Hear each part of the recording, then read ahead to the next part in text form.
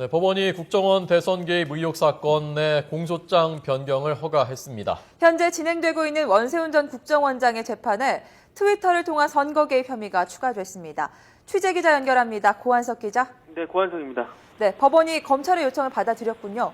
네, 서울중앙지방법원은 오늘 원세훈 전 국정원장 공판에서 트위터 관련 혐의를 추가해달라며 검찰이 낸 공소장 변경 신청을 허가했습니다.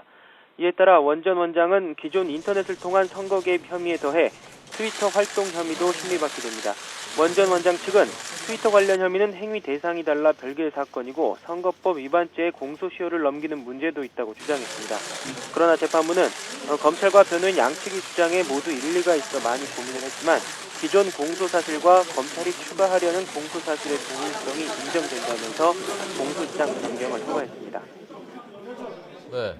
원세훈 전 원장에게 추가된 트위터 관련 혐의가 어떤 것이었는지 다시 한번 좀 설명을 해주시죠.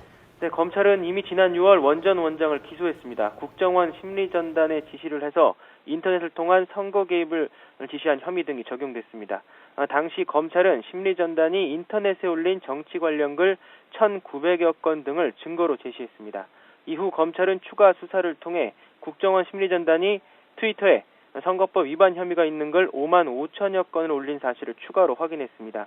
기존 공소사실은 인터넷 게시글 1,900여 건보다 15배 이상 많습니다. 네, 앞으로의 재판에는 그럼 어떤 영향을 미치게 될까요? 네, 재판부가 트위터 관련 혐의를 추가했기 때문에 국정원의 선거 개입 혐의를 그만큼 광범위하게 심리하게 됩니다. 선거법 위반죄 성립 여부를 판단하는 데 적지 않은 영향을 미칠 것으로 보입니다. 재판부는 재판을 신속하게 진행하겠다면서 양측에 증거 제출을 빨리 하라고 요구하기도 했습니다. 특히 트위터 아이디의 사용자가 국정원 직원인지 여부가 쟁점이라면서 검찰 측에 관련 증거를 충분히 내라고 요구했습니다.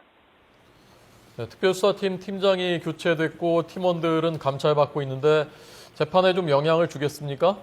네, 팀장이었던 윤석열 여주지청장은 보고 누락 등을 이유로 직무에서 배제돼 감찰받고 있습니다. 수사팀 전원은 물론 조영건 서울중앙지검장과 이진한 2차장도 감찰받고 있습니다. 그러나 황교안 법무부 장관 등은 국정원 관련 재판과 수사는 엄정하게 진행하겠다고 거듭 강조하고 있습니다. 새로운 팀장은 이정회 수원지검 형사 1부장이 맡았습니다. 특별수사팀은 국정원의 2년치 트위터 활동을 분석하는 등 수사를 확대하고 있기 때문에 어떤 결과를 내놓을지도 관심입니다. 지금까지 서울중앙지법에서 YTN 고한석입니다.